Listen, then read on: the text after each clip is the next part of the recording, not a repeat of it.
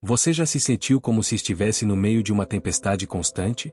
Uma tempestade não de chuva e vento, mas de preocupações, ansiedades, frustrações e o barulho incessante do mundo moderno.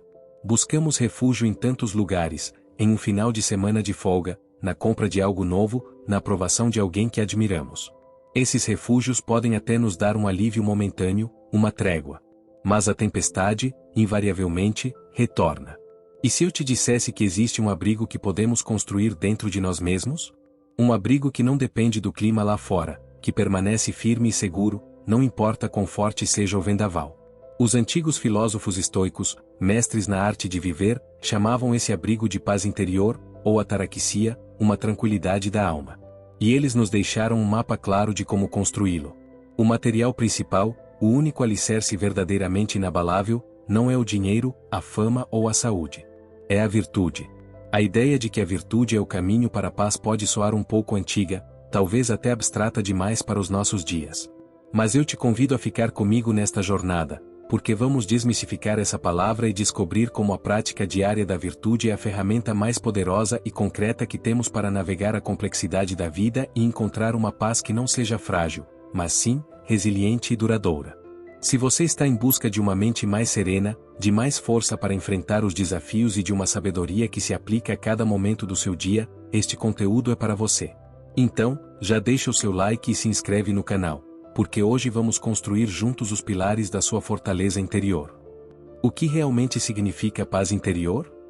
Antes de falarmos sobre o caminho, precisamos entender o destino. O que é essa tal de paz interior? Muitas vezes, confundimos paz com ausência de problemas. Pensamos que só teremos paz quando todas as contas estiverem pagas, quando todos os nossos relacionamentos estiverem perfeitos, quando a saúde for impecável e o trabalho for uma fonte constante de alegria. Mas, sejamos honestos, quando na vida humana todas essas condições se alinham perfeitamente e para sempre? Quase nunca. Depender de fatores externos para ter paz é como tentar construir uma casa de areia na beira do mar. A cada maré, a cada onda inesperada, tudo desmorona. A paz estoica, a ataraxia, é diferente. Não é a ausência de problemas, mas a presença de força interior para lidar com eles. É um estado de serenidade que não é perturbado pelo caos externo. Imagine um lago profundo em uma montanha. Na superfície, o vento pode agitar as águas, a chuva pode cair, mas nas profundezas, tudo permanece calmo e estável. Essa é a paz que buscamos. É a habilidade de observar os acontecimentos da vida, os bons, os maus, os indiferentes, com clareza e equanimidade, sem sermos sequestrados por nossas emoções reativas. Eu me lembro de um período particularmente caótico da minha vida. Tudo parecia estar dando errado ao mesmo tempo. Problemas no trabalho, uma questão de saúde na família, incertezas financeiras. Minha reação inicial foi de pânico, de desespero. Eu me sentia como um pequeno barco sendo jogado de um lado para o outro em um mar revolto. A paz parecia um luxo inalcançável. Foi nesse período que eu comecei a mergulhar mais fundo nos ensinamentos estoicos. E a primeira lição que aprendi foi essa: eu não podia controlar a tempestade, mas podia aprender a ser um capitão melhor para o meu barco. A paz não estava em acalmar o mar, mas em fortalecer a minha própria mente. E o mapa para essa fortaleza, como descobri, era a prática da virtude. Desmistificando a virtude, o único bem verdadeiro. A palavra virtude pode carregar um peso, pode soar moralista ou antiquada. Mas, para os estoicos, virtude, ou areté em grego, tem um significado muito prático: excelência de caráter. É a melhor versão de nós mesmos em ação. Não é sobre ser perfeito, mas sobre se esforçar para agir com sabedoria, justiça, coragem e moderação em todas as situações. O ponto central da filosofia estoica, a ideia que muda tudo, é esta: a virtude é o único bem verdadeiro. Tudo mais, saúde, riqueza, reputação, dor, doença, pobreza, é classificado como indiferente. Isso não significa que não nos importamos com essas coisas. Nós preferimos ter saúde a ficar doentes, preferimos ter dinheiro a passar necessidade. Mas o nosso bem-estar fundamental, a nossa paz de espírito, não pode depender delas. Por quê? Porque todas essas coisas estão, em grande parte, fora do nosso controle total. Sua saúde pode falhar, você pode perder dinheiro, as pessoas podem pensar mal de você sem motivo. Se a sua felicidade estiver ancorada nessas coisas, você viverá em um estado de ansiedade constante. A virtude, por outro lado, está inteiramente sob o nosso controle. Ninguém pode forçá-lo a ser injusto. Ninguém pode impedi-lo de ser corajoso em seus pensamentos. Ninguém pode tirar de você a sua capacidade de agir com moderação e sabedoria. Suas escolhas, seus julgamentos, suas ações, isso é o seu domínio. E quando você foca em aprimorar essa área, em agir com virtude, você encontra uma fonte de autoestima e paz que é inabalável. Você para de se preocupar com o que não pode controlar e começa a focar em ser a melhor pessoa que pode ser, aqui e agora.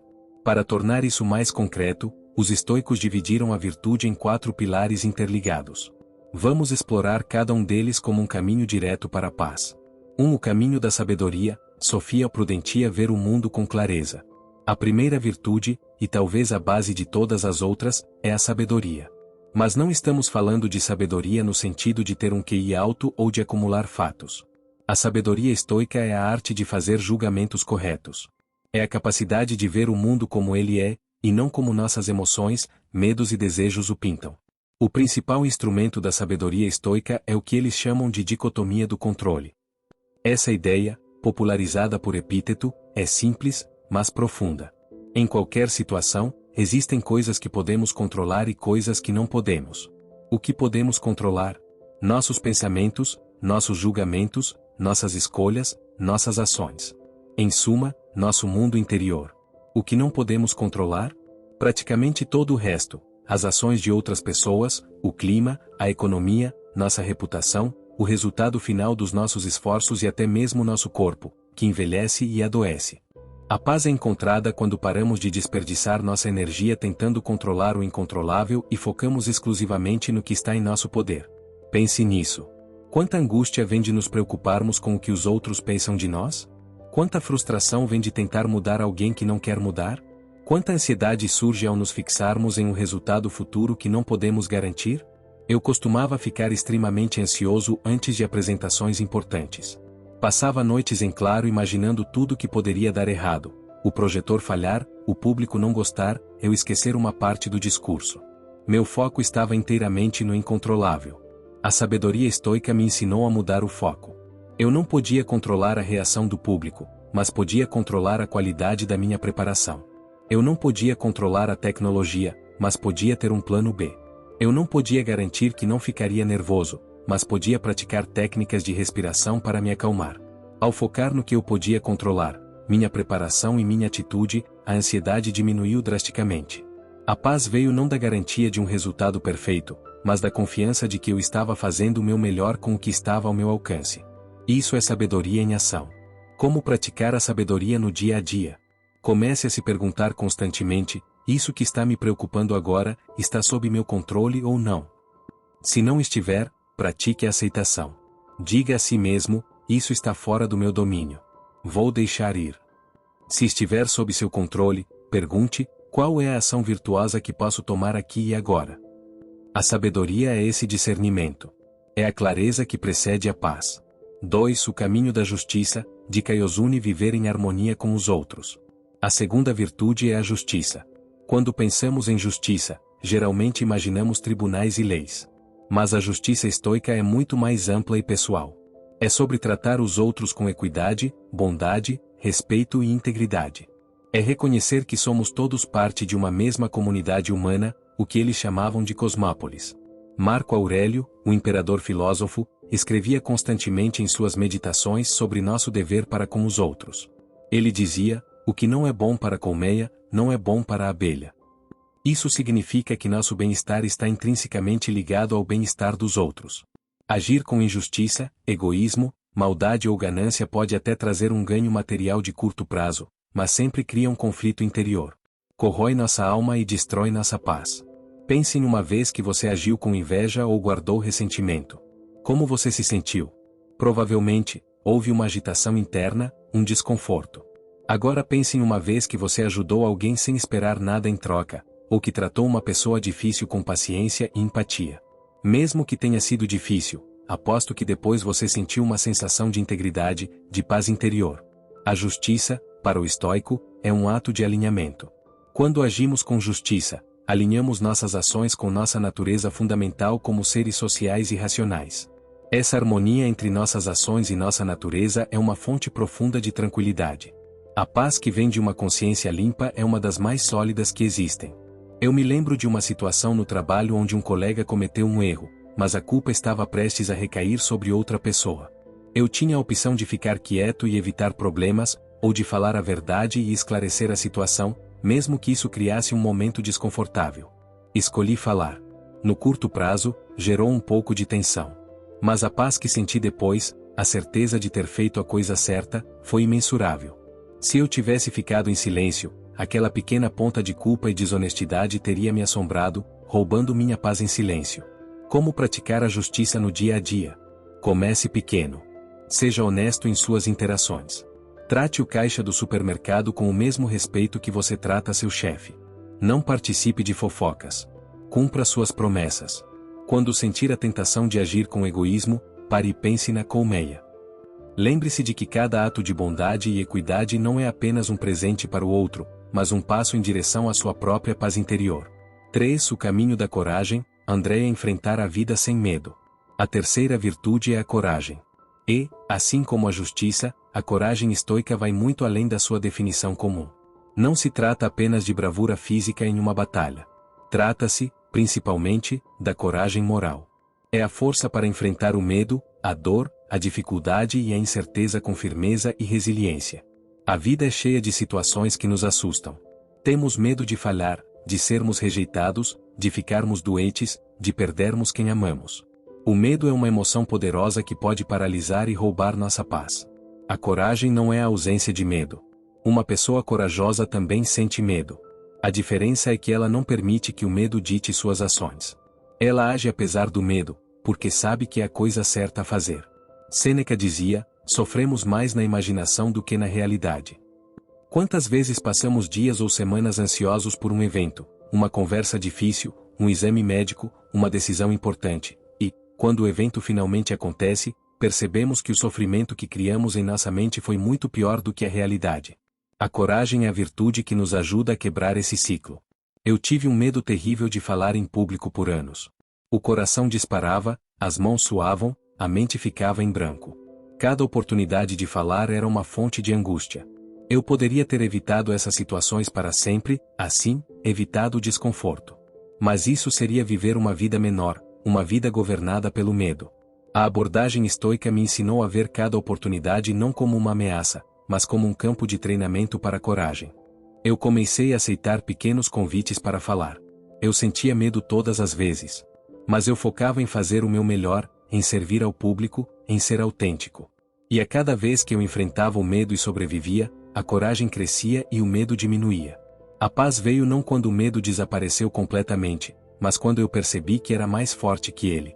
A paz é o subproduto da coragem de viver plenamente, sem se encolher diante dos desafios. Como praticar a coragem no dia a dia? Identifique um pequeno medo que o limita. Pode ser o medo de expressar uma opinião, de tentar um novo hobby, de ter uma conversa honesta. Dê um pequeno passo para enfrentar esse medo. Pratique o que os estoicos chamam de premeditatio malorum, ou a premeditação dos males. Imagine o pior cenário. E então? Você sobreviveria? O que você faria? Ao visualizar e se preparar para o pior, você rouba o poder do medo. Você percebe que tem os recursos internos para lidar com o que quer que aconteça. Isso é treinar o músculo da coragem, que por sua vez, protege sua paz. 4. O caminho da temperança. Sofrosine dominar a si mesmo. A quarta e última virtude é a temperança, ou moderação. Esta é talvez a virtude mais relevante para o nosso mundo de excessos. Somos constantemente bombardeados com tentações: comida, bebida, compras, entretenimento infinito, notificações, validação nas redes sociais. A temperança é a virtude da autodisciplina, do autocontrole e do domínio sobre nossos próprios apetites e desejos. Agir sem temperança é se tornar um escravo. Um escravo da comida, da bebida, da necessidade de aprovação, da raiva, do desejo. E um escravo nunca pode estar em paz, porque sua felicidade depende sempre de um fator externo, de uma dose a mais. Quando cedemos a todos os nossos impulsos, vivemos em uma montanha-russa emocional. A euforia do prazer é rapidamente seguida pelo vazio ou pela culpa, que nos leva a buscar mais prazer, em um ciclo vicioso e exaustivo. A temperança não é sobre privação ou sobre viver uma vida chata e sem graça. É sobre liberdade. É sobre ser o mestre de si mesmo, e não o servo de seus desejos. É sobre escolher conscientemente o que é melhor para você a longo prazo, em vez de ser levado pela gratificação instantânea. É encontrar alegria em coisas simples e não depender de estímulos cada vez maiores para se sentir bem. Pense no uso do smartphone. Quantas vezes pegamos o telefone sem nem mesmo saber por quê? Apenas por um impulso de checar algo, de rolar o feed.